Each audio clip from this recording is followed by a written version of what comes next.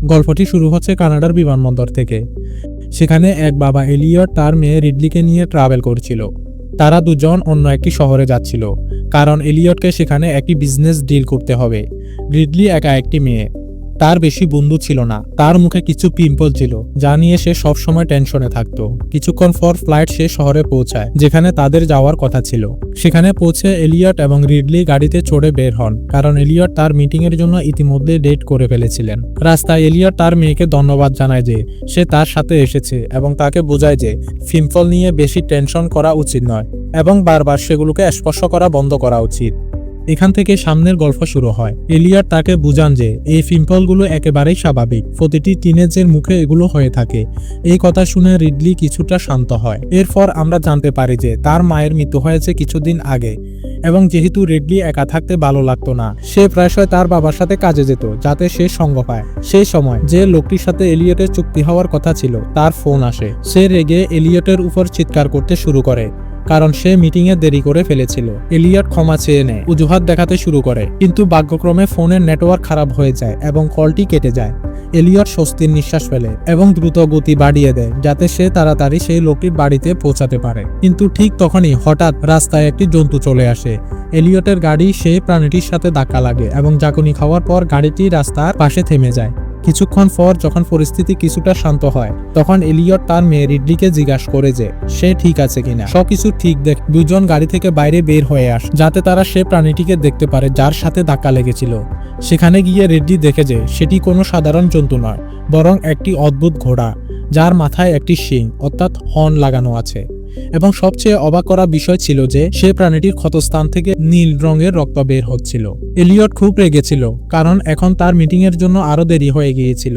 কিন্তু রিডলি সেই রহস্যময় ঘোড়াটিকে দেখে অবাক হয়ে যায়, কারণ সে এমন প্রাণী আগে কখনো দেখেনি। সেই মুহূর্তে সেই ঘোড়াটির শিং হালকা নীল রঙে জ্বলতে শুরু করে এবং কোনো কিছু না ভেবে রিডলি এগিয়ে গিয়ে সেই শিংটি ছুঁয়ে ফেলে। রিডলি যেই সেই ঘোড়ার শিং স্পর্শ করলো, সে অদ্ভুত অদ্ভুত জিনিস দেখতে শুরু করে। কিছু এমন দৃশ্য যা সে বুঝতে পারে না।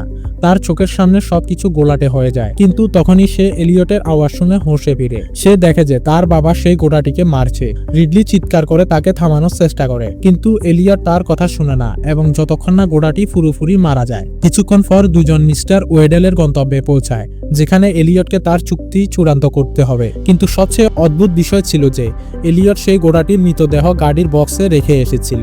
বাড়ির বাইরে গাড়ি থামিয়ে এলিয়ট নিচে নামেন এবং ম্যানশনের ভেতরে যান। সেখানে তার সাথে ওডেলের ছেলে শেফার্ডের সাথে দেখা হয়, যার সাথে তিনি হাত মেলান এবং এরপর ওডেলের স্ত্রীর সাথেও দেখা করে অভিবাদন জানান। অবশেষে এলিয়ট ওডেলের ঘরে আসেন এবং দেরি হওয়ার জন্য ক্ষমা চান।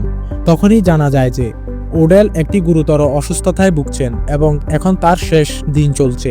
এলিয়ট অজুহাত দিতে থাকেন যাতে ওডেল তাকে ক্ষমা করে দেয়। তখন সে রিডলিকে বলল যে সে যেন বাথরুমে গিয়ে হাত মুখ ধুয়ে আসে, যাতে সে কিছুটা ভালো বোধ করে আসে। আসলে এলিয়ট এমনটা শুধু তাকে সেখান থেকে সরানোর জন্য বলেছিলেন। এলিয়ট চাননি যে রিডলি তার চুক্তি নষ্ট করুক বা আজ যা ঘটেছে তা কাউকে বলুক। যখন রিডলি বাইরে আসে তখন সে বারবার গাড়ির দিকে তাকাচ্ছিল এবং বেশ ঘাবড়ে গিয়েছিল। সে সময় ম্যানশনের একজন গার্ড রিডলিকে দেখছিল এবং তার কিছু অদ্ভুত লাগছিল। যখন সেই গার্ড গাড়িটির কাছে গিয়ে দেখেন, তখন তিনি নিশ্চিত হন যে কিছু একটা গন্ডগোল আছে, হয়তো গাড়ির ভেতরে কিছু লুকানো আছে।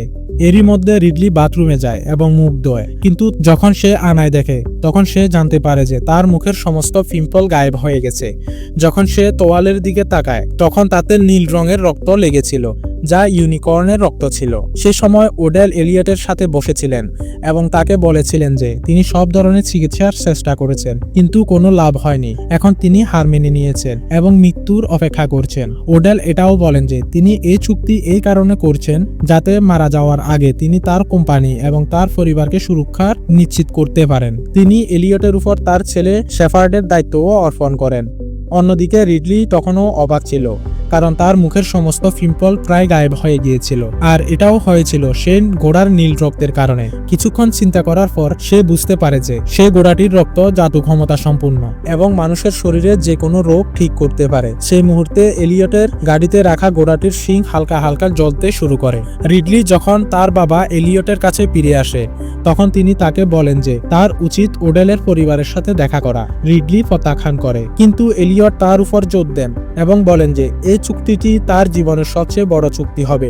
রিডলি তাকে ঘোড়াটির সম্পর্কে জিজ্ঞাসা করে। তখন এলিয়ট বলে যে যদি সে তার কথা মানে এবং ওডেলের পরিবারের সাথে দেখা করে তবে তিনি তার প্রতিটি ইচ্ছা পূরণ করবেন, এমনকি তার সাথে গিয়ে ঘোড়াটি দাফন করার জন্যও প্রস্তুত। কিন্তু তাদের কথা শেষ হওয়ার আগেই গাড়ি থেকে অদ্ভুত আওয়াজ আসতে শুরু করে, কারণ ভেতরে রাখা ঘোড়াটি নড়তে শুরু করে। এটা দেখে এলিয়ট সঙ্গে সঙ্গে ওডেলের কাছে যান, ক্ষমা চান এবং বলেন যে তাকে এখনই চলে যেতে হবে।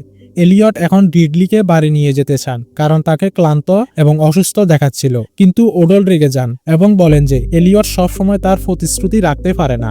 তিনি তাকে বোঝান যে যদি সে এখনই চলে যায় তবে এটা তার জন্য খুব বড় অপমান হবে। সে সময় একজন গার্ড রিডলির কাছে আসেন এবং জিজ্ঞাসা করেন যে সে এত ঘাবড়ে আছে কেন। রিডলি উত্তর দিতে যাচ্ছিল, তখনই এলিয়টের গাড়ি থেকে একটি জোরে আওয়াজ আসে। সবাই বাইরে দ্রুত ছুটে যায় এটা দেখার জন্য যে হঠাৎ ঘোড়াটি আবার জীবিত হয়ে ওঠে এবং গাড়িটি ভাঙতে শুরু করে যাতে সে বাইরে আসতে পারে। এটা দেখে সেখানে উপস্থিত সবাই ভয় এবং অবাক হয়ে জমে যায়, কারণ সেই ঘোড়াটির রূপ খুব অদ্ভুত এবং ভয়ঙ্কর ছিল। কিন্তু সেই মুহূর্তের গার্ড সঙ্গে সঙ্গে ঘোড়াটির উপর গুলি চালায় এবং তাকে সেখানেই মেরে ফেলে। সে সময় এলিয়ট পুরো ঘাবড়ে যান এবং বুঝতে পারেন না যে কি করবেন। এরপর তিনি ওডেল এবং তার পরিবারের সবাইকে সব সত্য বলে দেন, ফলে তাদের সাথে কি কি হয়েছে এবং সেই ঘোড়াটি সেখানে কিভাবে পৌঁছালো। সবাই এলিয়টের কথা শুনে অবাক হয়ে যায়। কেউ বুঝতে পারছিল না যে প্রাণীটি আসলে ঘোড়া ছিল নাকি ইউনিকর্ন। তখনই রিডলিও সত্যটা বলার সিদ্ধান্ত নেয়। সে ওডেলকে বলে যে সেই ইউনিকর্নের নীল রক্তই তার মুখের বরণ সম্পূর্ণরূপে ঠিক করে দিয়েছে। এই কথা শুনে ওডেল অবাক হয়ে যায় এবং রিডলিকে জিজ্ঞাসা করে যে সে কি তার শরীরে কিছু অদ্ভুত অনুভব করছে। রিডলি বলে যে না, সবকিছু একেবারেই ঠিক আছে।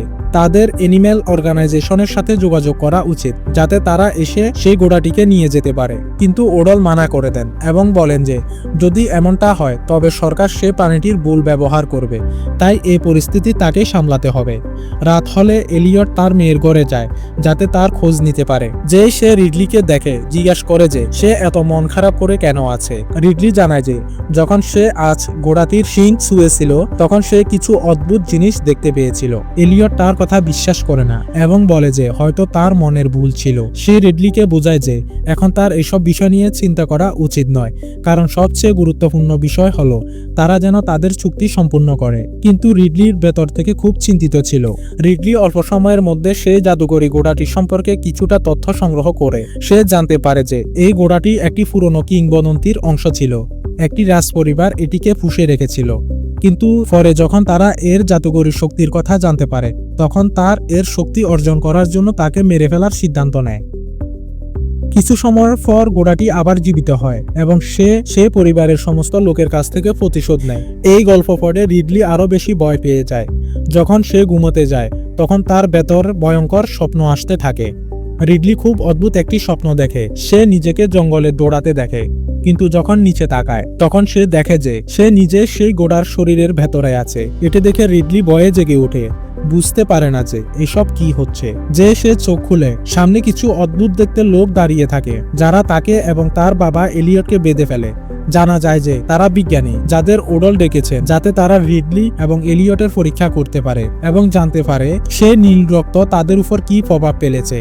পরীক্ষা শেষ হওয়ার পর রিডলি তার বাবার সাথে কথা বলতে যায় এবং তাকে গত রাতের সবকিছু জানায়। এলিয়ট রিডলিকে বলে যে সে যেন সব ভুলে যায় এবং এখানে এসব বিষয় মনোযোগ না দেয়। ওদিকে যখন ডাক্তাররা ঘোড়ার রক্ত পরীক্ষা সম্পূর্ণ করেন তখন তারা জানতে পারে যে সেই রক্ত খুব অদ্ভুত, এটি যে কোনো মানুষের রোগ ঠিক করতে পারে।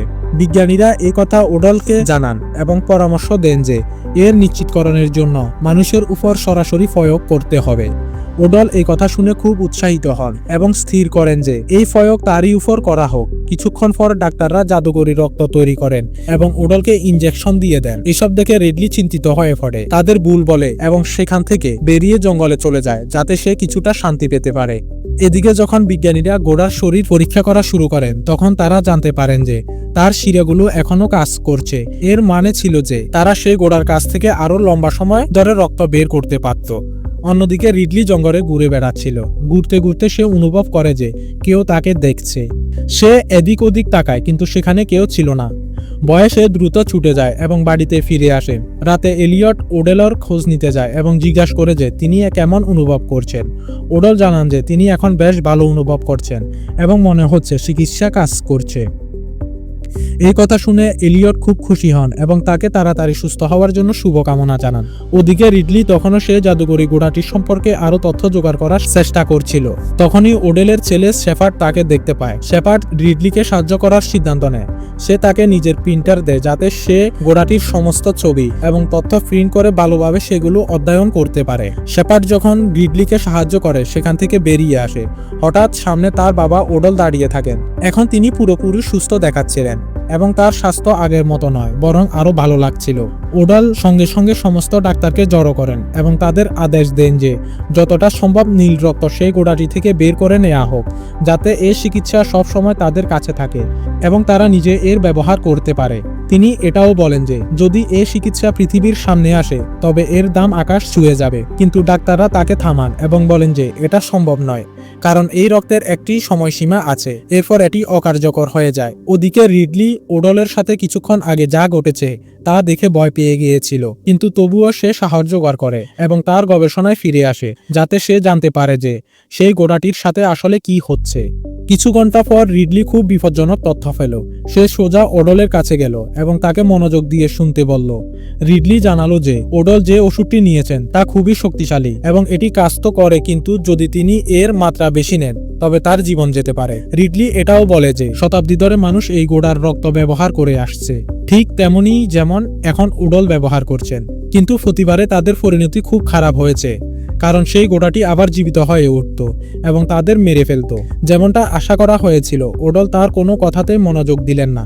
উল্টো তিনি তাকে বললেন যে তিনি এই ঘোড়াটি পুরো পৃথিবীর সামনে দেখাবেন এবং এই বিষয়ে তাকে আর কোনো কথা বলার দরকার নেই। ওডলের এমন আচরণে রিডলি খুব আঘাত পেল, কারণ তার বাবা এলিয়টও তার কথা বিশ্বাস করেননি এবং ওডলের সামনে তার পক্ষ নেননি। অন্যদিকে ওডল এবং বাকি ডাক্তাররা ঘোড়াটিকে প্রস্তুত করলেন। তারা তাকে একটি ব্যাগে বন্ধ করে রাখলেন যাতে তাকে ম্যানশন থেকে বাইরে নিয়ে শহরে পৌঁছাতে পারে। যখন ওডল এবং ডাক্তাররা ঘোড়াটিকে নিয়ে যাওয়ার প্রস্তুতি নিচ্ছিলেন, ঠিক তখনই হঠাৎ পুরো ম্যানশনের বিদ্যুৎ চলে গেল। সেই মুহূর্তে ডাক্তারদের কাছে যে ডিভাইস ছিল তারা খুব জোরে সিগন্যাল দিতে শুরু করলো। এই সিগন্যালগুলোর মানে ছিল যে ঘোড়াটি এখনো জীবিত আছে। ওদিকে রিডলি যে গাড়িতে বসেছিল নিচে নামলো এবং যখন সে আকাশের দিকে তাকালো তখন সেখানে অদ্ভুত রং দেখা যাচ্ছিল। এলিয়ট সঙ্গে সঙ্গে ডাক্তারদের কাছে গেলেন যাতে জানতে পারেন যে কি হচ্ছে, কিন্তু কোনো ডাক্তারই কিছু বুঝতে পারছিলেন না বা উত্তর দিচ্ছিলেন না। হঠাৎ একজন ডাক্তার মারা গেলেন, তাকে ঘোড়ার শিং দিয়ে আঘাত করা হয়েছিল। এলিয়ট যখন মনোযোগ দিয়ে দেখলেন তখন সে জানতে পারলো যে ডাক্তারকে মেরেছে সে অন্য একটি ঘোড়া ছিল, সেটি নয় যাকে তারা আজ মেরে ফেলেছিল। গার্ডরা ঘোড়াটির উপর অনবরত গুলি চালালো, কিন্তু তার কোনো প্রভাব পড়ল না। সেই ঘোড়াটি খুবই শক্তিশালী ছিল এবং এক এক করে সমস্ত গার্ডকে মারতে শুরু করলো। এলিয়ট এসব দেখলেন তো সঙ্গে সঙ্গে তার মেয়ে রিডলিকে আওয়াজ দিলেন এবং বললেন যে সে যেন গাড়িতে চড়ে সেখান থেকে বেরিয়ে যায়। রিডলি যে গাড়িতে বসলো ঘোড়াটি তার উপর ঝাঁপিয়ে পড়লো এবং পুরো জোরে গাড়িটির উপর হামলা করলো। বাকি গার্ডরাও তাদের উন্নত অস্ত্র দিয়ে তাকে থামানোর চেষ্টা করলো, কিন্তু কোনো লাভ হলো না। যখন রিডলি গাড়ি থেকে বাইরে বের হলো এবং জীবন বাঁচানোর জন্য দৌড়াতে শুরু করলো, কিন্তু ঘোড়াটি তার পিছু নিল এবং পিছু ছাড়লো না। অবশেষে রিডলি একটি আস্তাবলের মতো বাড়িতে গিয়ে লুকালো, কিন্তু ঘোড়াটি সেখানেও পৌঁছে গেল। অদ্ভুত ব্যাপার ছিল যে ঘোড়াটি যে রিডলির কাছাকাছি এলো সে হঠাৎ শান্ত হয়ে গেল। তার শিং উজ্জ্বল আলোয় জ্বলতে শুরু করলো এবং সেই মুহূর্তে কিছু অদ্ভুত ঘটতে যাচ্ছিল। রিডলি ধীরে ধীরে ঘোড়াটিকে স্পর্শ করলো। তখনই একজন মহিলা গার্ড সেখানে পৌঁছে গেলেন এবং বাকি গার্ডদের সাথে মিলে সেই ঘোড়াটির উপর গুলি চালাতে লাগলেন। অবশেষে ঘোড়াটি সেখান থেকে পালিয়ে গেল এবং সব দিকে শান্তি নেমে এলো। যখন পরিস্থিতি কিছুটা স্বাভাবিক হলো তখন সবাই আবার ম্যানশনের ভেতর চলে এলো। সেখানে রিডলি তার বাবা এলিয়টের উপর রেগে গেল। সে চিৎকার করে বলল যে সে তাকে কতবার সতর্ক করেছিল, কিন্তু সে কখনোই তার কথা বিশ্বাস করেনি। এলিয়ট তবুও তার কথা উপেক্ষা করতে থাকলেন এবং সব সময় ওডলের পিছে চলতে থাকলেন। রিডলি তাদের কাছে অনুরোধ করলো যে তারা যেন সেই ঘোড়াটিকে তার অভিভাবকের কাছে ফিরিয়ে দেয়। সে বলল যে এটাই সবকিছু থামানোর একমাত্র উপায়, কিন্তু সেখানে উপস্থিত কেউ তার কথায় মনোযোগ দিল না, বরং ওডল তো এর ঠিক উল্টো সিদ্ধান্ত নিলেন। ওডল সিদ্ধান্ত নিলেন যে তিনি এখন এই সমস্ত জাদুকরী ঘোড়াগুলোর শিকার করবেন। এরপর তিনি কিছু শিকারীর দল তৈরি করলেন এবং সবাইকে নিয়ে জঙ্গলের দিকে রওনা হলেন যাতে এই ঘোড়াগুলোকে ধরতে পারে। এলিয়টও তাদের পিছনে যাওয়ার প্রস্তুতি নিচ্ছিলেন, কিন্তু রিডলি তার কাছে এসে তাকে থামানোর চেষ্টা করলো। সে কাঁদতে কাঁদতে বলল যে সে যেন জঙ্গলে না যায়, কিন্তু সব সময়কার মতো এলিয়ট তার কথা মানলেন না। তিনি বললেন যে তিনি ওডলকে একা ছেড়ে যেতে পারেন না। এরই মধ্যে শেফার্ড ডাক্তারের কাছে গেল এবং তার কাছ থেকে গোডার রক্তের স্যাম্পল নিয়ে নিল। সে ভাবছিল যে যদি সে এই রক্ত ব্যবহার করে তবে সে অনেক শক্তি পাবে এবং যে কোনো বিপদের মোকাবেলা করতে পারবে। শেফার্ড সেই রক্ত দিয়ে একটি বিশেষ তরল তৈরি করলো এবং তা নিজের উপর ব্যবহার করা শুরু করে দিল। কিন্তু এমনটা করতে তার সাথে অদ্ভুত জিনিস ঘটতে লাগলো। তার শরীর বদলাতে শুরু করলো এবং সে নিজেও বুঝতে পারছিল না যে তার সাথে কি হচ্ছে। ঠিক সে সময় রিডলিও কিছু ভয়ঙ্কর অনুভব করতে লাগলো। রিডলি গাড়িতে বসে সেখান থেকে পালানোর কথা ভাবছিল, কিন্তু শেষ মুহূর্তে সে তার সিদ্ধান্ত বদলে ফেললো। সে তার বাবাকে একা ছেড়ে যেতে চাইল না। সে মুহূর্তে রিডলি আকাশে একটি অদ্ভুত উজ্জ্বল আলো দেখতে পেল। সে সঙ্গে সঙ্গে গাড়ি থেকে নামলো এবং দৌড়ে ম্যানশনের ভেতর গেল, যাতে তার গবেষণার কাগজপত্র দেখে বুঝতে পারে যে এই আলো কিসের। কিছুক্ষণ খোঁজার পর রিডলি সত্যিটা জানতে পারলো। সে ঘাবড়ে গেল এবং সঙ্গে সঙ্গে তার বাবা এলিয়টকে কল করলো। সে বলল যে তারা যেন সঙ্গে সঙ্গে ম্যানশনে ফিরে আসে, কারণ গোড়াটি জঙ্গলে তাদের জন্য একটি জাল পেতেছে। যদি তারা সেই জায়গা পর্যন্ত পৌঁছায় তবে তাদের মধ্যে কেউ জীবিত থাকবে না। কিন্তু এলিয়ট তার কল ধরলেন না। তখন রিডলি দৌড়ে ম্যানশনের গার্ডের কাছে পৌঁছালো এবং তাকে পরিস্থিতির গুরুত্ব বোঝালো। সে বলল যে তাদের এখনই কিছু করতে হবে, না হলে সবকিছু শেষ হয়ে যাবে। রিডলি গার্ডকে বলল যে সে যেন সঙ্গে সঙ্গে জঙ্গলে থাকা সবার সাথে যোগাযোগ করে, কারণ তারা এই মুহূর্তে খুব বড় বিপদের মধ্যে আছে। ওদিকে ডাক্তার গোড়ার শিংটি কাটার জন্য চেষ্টা করছিলেন, কিন্তু অদ্ভুত ব্যাপার ছিল যে সেই শিংটি ক্রমাগত জ্বলছিল, যেন তাতে কোনো শক্তি ভরা আছে। অন্যদিকে এলিয়ট অবশেষে রিডলির মেসেজগুলো পেয়েছিলেন, কিন্তু ততক্ষণে অনেক দেরি হয়ে গিয়েছিল।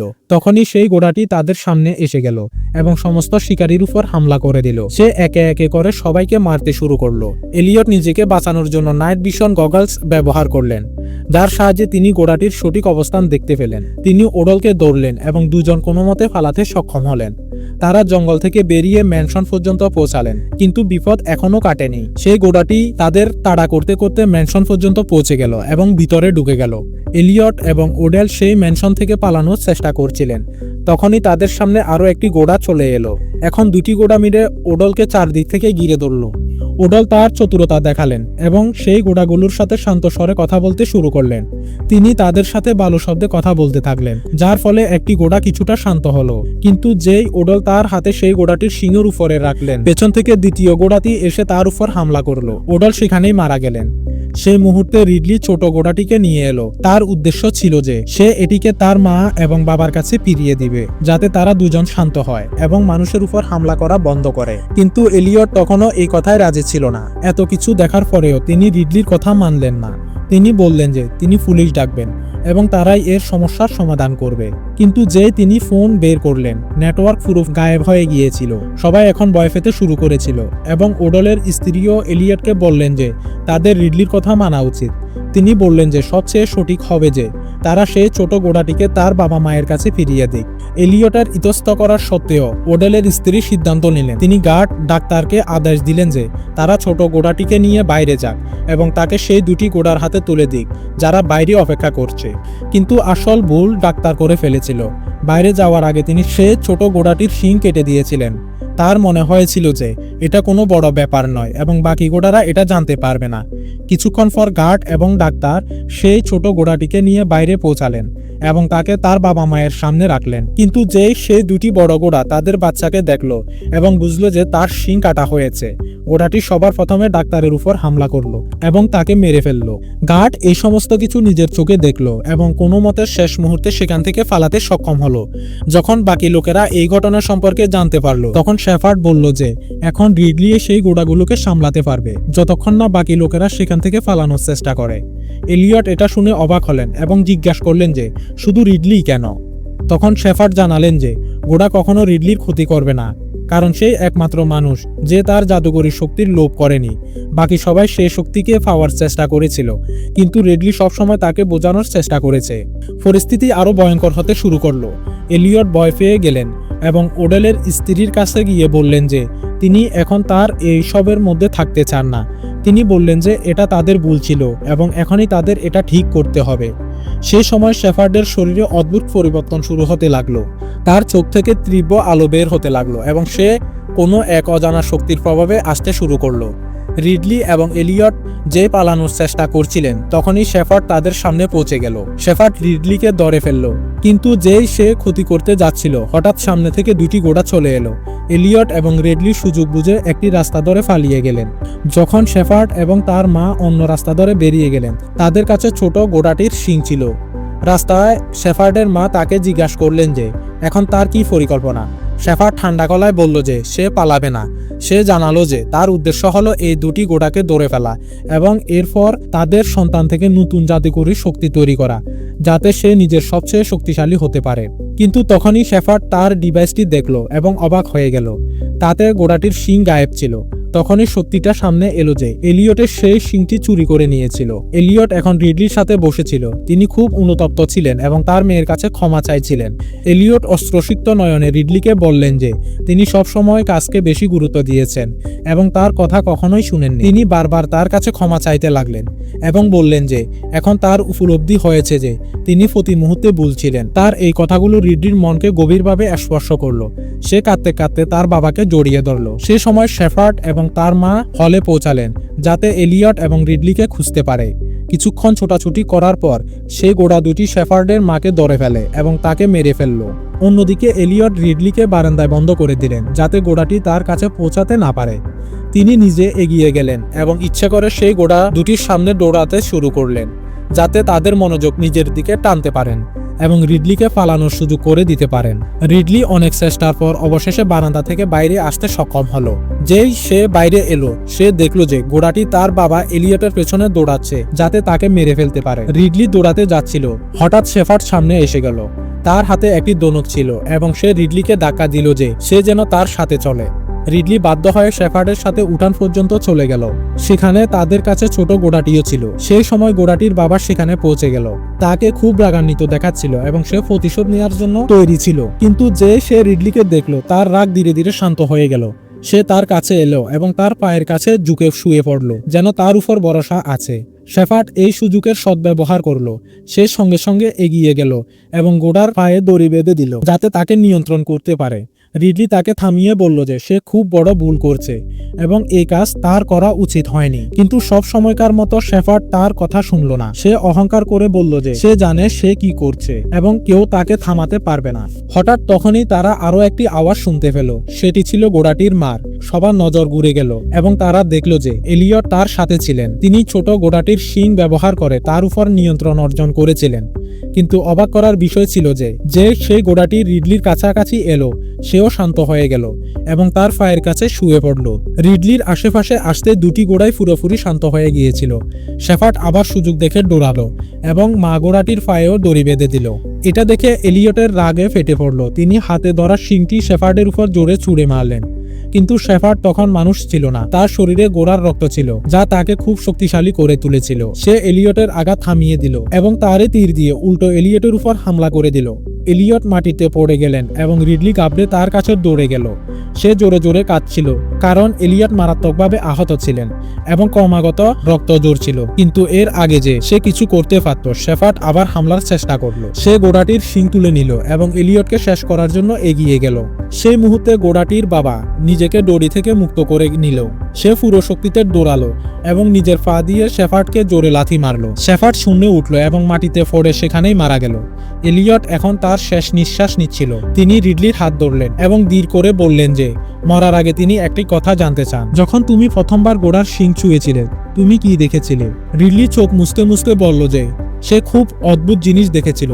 সে অনুভব করছিল যে ঘোড়াটি তাকে কিছু দেখাতে চায়, তার জন্ম, তার পৃথিবী এবং তার দুঃখের গল্প। সে এটিও জানালো যে সেই দৃশ্যগুলোতে সে তার মায়ের স্মৃতি দেখেছিল, সেই মুহূর্তগুলো যা সে অনেক আগেই হারিয়ে ফেলেছিল। এলিয়ট হালকা হাসলেন, তার মেয়ের চোখের দিকে তাকালেন এবং বললেন, আমাকে ক্ষমা করে দিও রিডলি। এবং কিছু সেকেন্ডের মধ্যে তার শ্বাস থেমে গেল। রিডলি তার বাবাকে কোলে নিয়ে ক্রমাগত কাঁদছিল। সে বিশ্বাসই করতে পারছিল না যে সে এখন আর তাকে কখনো দেখতে পাবে না। কিন্তু তখনই একটি অলৌকিক ঘটনা ঘটল। ঘোড়াটির বাবা তার কাছে এলো এবং শান্ত হয়ে রিডলির সামনে দাঁড়িয়ে গেল। এরপর সে নিজের শক্তিকে মা ঘোড়াটির সাথে মেলালো এবং দুজনে মিলে তাদের জাদুঘরের শক্তি দিয়ে একটি উজ্জ্বল আলো তৈরি করলো। সেই আলোতে ছোট ঘোড়াটির ভাঙা শিং আবারও জুড়ে গেল এবং কিছুক্ষণের মধ্যে এলিয়টের ক্ষতও সরতে শুরু করলো। ধীরে ধীরে তিনি চোখ খুললেন। তিনি জীবিত ছিলেন। এলিয়ট এখন সবকিছু দেখতে পাচ্ছিলেন যা রিডলি আগে দেখাচ্ছিল। সে সমস্ত দৃশ্য, সে পুরনো স্মৃতি এবং সে জাদুঘরের পৃথিবীর সত্য। এলিয়ট রিডলিকে শক্ত করে জড়িয়ে ধরলেন।